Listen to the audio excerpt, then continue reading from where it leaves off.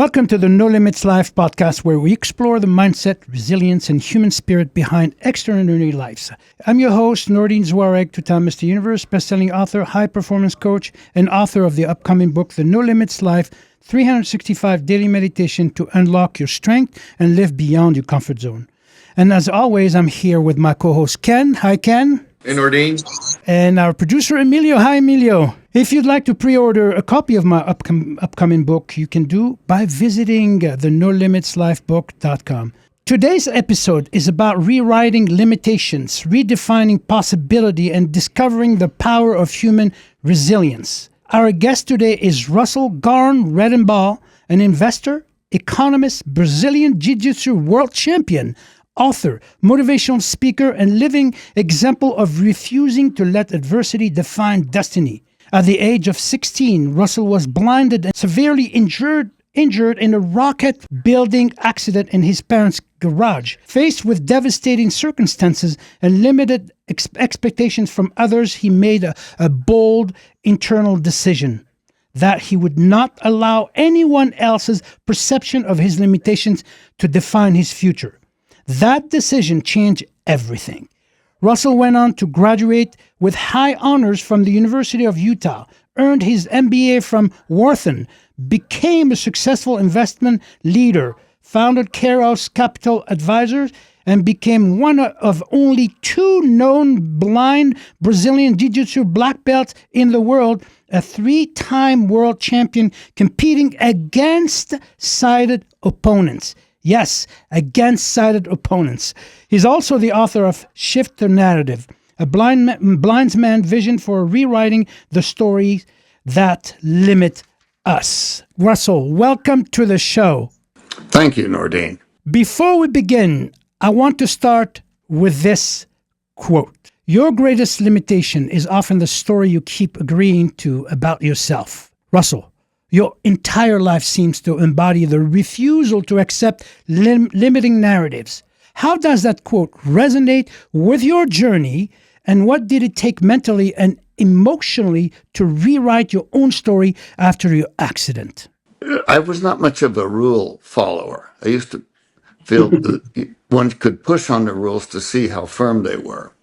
So when I was 14, I lied about my age and got a job with the city water department digging ditches. I also, what helped fill that in was I had a small motorcycle, and I drove that, so I seemed older. I was not a very good student, but I was, drifting along, a normal, hyperactive 17-year-old boy. I thought a really good way to get girls would be to be an astronaut. And so I thought, well, I better learn something about rockets. So I was trying to build a rocket. And obviously, I'm not a rocket scientist. So anyway, it exploded. I lost 6 fingers instantly, 1 eye. And I was recovering from that. And then I had a retinal separation in the remaining eye. I had 4 surgeries. Obviously, none of them were successful. But the time that was so hard was the time when I would say I was in purgatory, because during these 4 eye surgeries for a detached retina, I had to remain idle and still and calm. You can't ask that of a 17-year-old boy. I was angry. I was angry at the situation. I was angry at the doctors who said, well, we'll try another surgery. So that day when the doctors finally came to my hospital room, and this was after the 4th and failed surgery. And of course, I was 17, and they really were talking to my mother instead of me. But so they looked at her, but they said, well, we've done all we can for you, and you'll be blind for the rest of your life. And I'd been so angry and so restless at this confinement. I was flooded with relief because now I could move around. I could start living life, whatever that was going to be. I didn't have to just lay on the couch all day long. So you surrendered to the fact that your situation. You were in a situation that was, of course, I can only imagine, unbearable. And then you moved down to surrendering and accepting your life and refused to say no. Yes, the first emotion was great relief. The second, and this was still while I was still in the hospital, was I don't know what I'm going to do or be, but I'm not going to be the poor blind boy. I'm going to live in the sighted world and do sighted things and be valued by sighted people. I've been in enforced idleness for most of a year. And that truly was like purgatory. I couldn't do anything. I couldn't do anything fun. I couldn't go dancing. I couldn't go to parties. So when the relief came, that was such a relief. Like, I don't know what I'm going to do, but I'm not going to do it laying down. And I made what I now know to be a declaration that I wouldn't be poor. Declaration. That's the word I was looking for. You declared that the pain of being at the hospital and not moving, or the willingness to move forward was greater than the pain. The willingness to move forward with your life and do something with your life was greater than the pain itself. You declared that. I had all this pent up energy from not being able to do anything for 9 or 10 months. So yeah, I made what I now know to be a declaration. It was a declaration of what I wouldn't tolerate. And one of the things that I tell people, if you don't know what you want, at least keep moving away from that which you will not accept. Exactly. Can you repeat that again? If you don't know what you want, If you don't know what you want, at least move away from that which is unacceptable to you. at least move away from that which is unacceptable. Yeah, if you're going through hell, keep going. Don't stop. Beautiful. On this, I have another question for you. You became a Brazilian Jiu Jitsu black belt and world champion while blind, something almost unimaginable to most people. How did you do that? I ran out of excuses. I ran out of excuses. I love that. I love that. I've been working with Russell for nearly 20 years now. When I first met Russell, I wanted to help him right away because I believe everyone should learn jiu-jitsu. It's a sport, self-defense system for someone who is smaller against someone who is bigger. So when you have that pairing, you need strategy. Russell was my first blind student. I saw it as an opportunity to teach differently, to learn how to teach someone with different abilities. So I try to take what would be considered a disadvantage and create an advantage. And that's what jiu-jitsu is, creating strategies to build advantage when you get the opportunity. With a limitation with the hand and gripping, it caused me to change up the way the traditional jiu-jitsu game. So Russell's able to he's able to do moves that most people cannot do. There's nothing that was going to stand in his way, and really I just knew he would always get his black belt and be successful, and now a world champion. I was training in a gym in Philadelphia. No, wait a minute. Yeah, in Philadelphia. Steve Maxwell and later on Phil Miglioreese kept in. They owned the gym, but I was just a gym guy, doing physical training. They kept saying, "Yeah, you ought to try this jiu-jitsu thing." So when I ran out of excuses, I tried it, and it's kind of like a 3-dimensional chess game. It's a thinking man's sport. No striking, no punching, no kicking, but joint locks, chokeholds, throws. We learned to immediately take the fight to the ground because that takes away your opponent's ability to punch you or kick you. A little bit like wrestling, but with chokeholds and joint locks. And you gave me a taste of it. Remember 2003? And I was like, this guy walking with 210-pound muscle, 4% fat. And you looked at me and you said, you took my hand because you had an appointment with me. And you said, first, before you work with me, let's go to the mat. And you took me to the mat. And and you said, son, I'm going to put you down and I want you to get out of it. So I was under you, and you must have weighed what, 150 pounds at the time? 165, I'm 210, and you locked me in, and I was trying, pushing. It was not about strength and effort. It was about the mental, the energy, how you're going to slide away from that. So yeah, I had a first glance and experienced that firsthand. But what I want the people who are listening to this and watching, I want them I want you to let them know how, when you said, I ran out of excuses, what does that mean to run out of excuses? Because the mind keeps on, the mind is so smart in creating excuses over and over and over. It never ends. So how do you get out of that? My teacher was persistent, and he knew me very well. He'd known me for years. And he just stopped buying excuses. So I said, okay, I'll try it. And the rest is history. Your coach and mentor was instrumental in helping you get out of your predicament. Fantastic. So it's listen to your coach, listen to your mentor, listen to the people who are going to advise you and apply. Go ahead, Russell. That was a better choice than listening to all the people who were saying, well, you can't do that because you're blind. You're the kind of person, when you say you can't, you do it. Just like me. Somebody says I can't, that's when they inspire me to do it. You brought up no excuses, and I know from learning about you before this show, you've been very successful in business, investing, athletics, public speaking.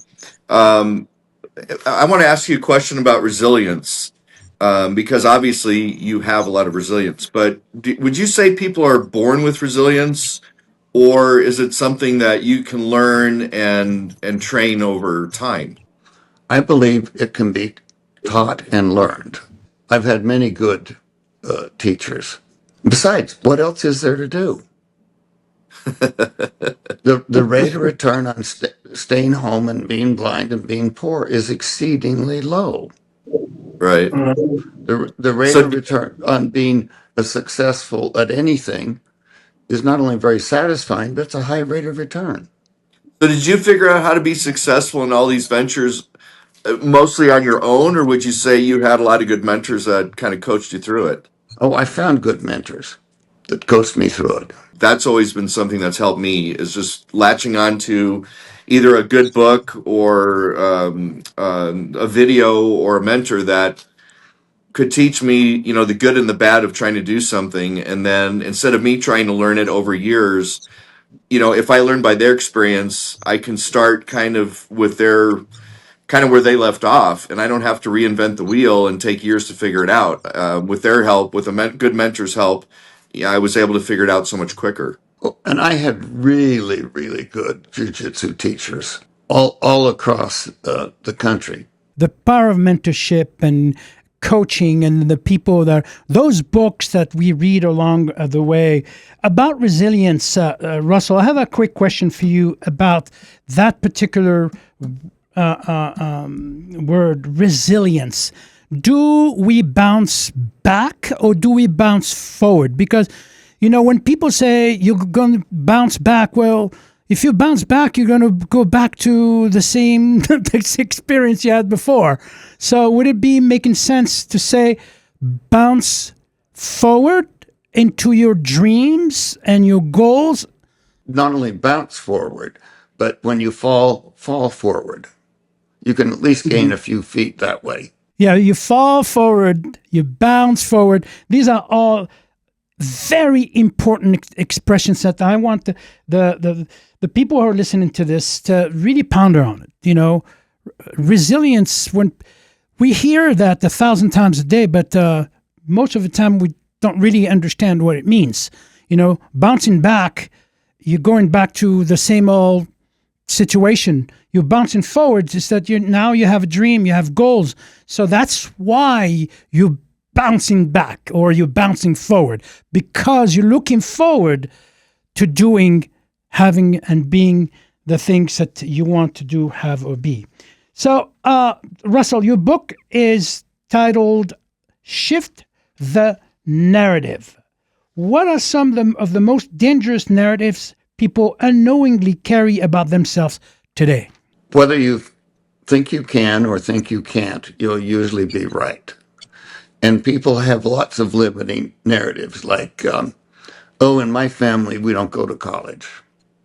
Or I don't have the right brain for math. Or I can't because I'm too old, too young, too tall, too short, too female, right? All these I can'ts because are that's the structure of a dangerous narrative about yourself. It is said that when we grow up, until we get to 15 years old, we hear the word can't 15,000 times or more, and the word can 5,000. So we are programmed to use that term cannot. Most people have that in their psyche. That's why they have a hard time to move forward with their dreams and aspirations and goals, because they think they can't. It isn't that they have a hard time moving forward, if they can't imagine moving forward. They can't see And it. if you can't imagine it, it's really hard to own it. But if you can't conceive, imagine, envision a different future, you can't move into it. If you can't see a different future, find someone who can help you see that future so that you can move not on, but forward. Let's take a really simple, trivial example. If your goal is to lose weight, put a note on your fridge to remind you. Tell your friends that you trust, hey, I'm going to lose 20 pounds and I want you guys to support me. Is that okay? So that the people around you say, you sure you want that second beer? Or how are you coming on your weight loss? Oh, you're down 8 pounds. That's a great start. There are two kinds of people. There were people who believe I can't and people who believe maybe he could. Move away from the people who keep telling you you can't. They're dangerous. The one thing that I want listener to emphasize on what you said when Ken asked you the question, if you can't see your future, find someone find someone who can, and that is so powerful. So you're bypassing your own ego and actually have someone else tell you or see for you where you need to be going. I would tell to people, if you're stuck, start small. Find Start something small. Say you're stuck in a bad job that you hate, but you also need to lose 20 pounds. Well, start with losing the weight. Get that win under your belt, so to speak. Then as you gain experience with managing a different narrative about, wow, that wasn't so hard once I stuck to it, then you can take on the next challenge or the next thing you want to change. It's never just one thing. Small steps lead to a giant leap. Russell, when you reflect on your life now, not the achievements, not the titles, what do you believe has been the true meaning and purpose behind your journey? Two categories of things. One was to prove people wrong. One of the people I had to prove wrong was myself, because I had a lot of prejudices about blind people and what being blind meant you could not do. So I had to overcome that and surround myself with more encouraging people. Yeah, it's interesting, this difference between people that are always inspired by other people telling them that they can't. That's what actually motivate them more than someone telling them you can. And there are the people who are simply believe that they just can't. So would you say that these people are driven by fear more than hope and love? Because I would imagine, for me, my own experience was when I was under fear, I was very low, and I wasn't a positive person at all. It's when I was out of that fear and was driven by passion and love. This is when I was so much more driven and passionate about things. Would you say? No, I would say that's your experience of how it was for you. For me, often I was the motivation was the anger and the fear. Mhm. And Wow. fear of poverty. I couldn't stand the thought of being poor. I couldn't stand the thought of not having good meaning, not having good accomplishments. And I had not been drawn to accomplish before the accident. So you were driven by fear and anger, which led you to be passionate about something, which passion comes from love. So you're able to use anger and fear and completely transcend this into action, passion, because you're a driven person. Wow. Russell, your story is not simply inspiring. It is transformational. You remind us that the human spirit is far more powerful than circumstances, and that limitations often begin long before the body, in the mind, in belief, in the stories we accept about ourselves. Thank you for sharing your wisdom, your courage, and your journey with us today.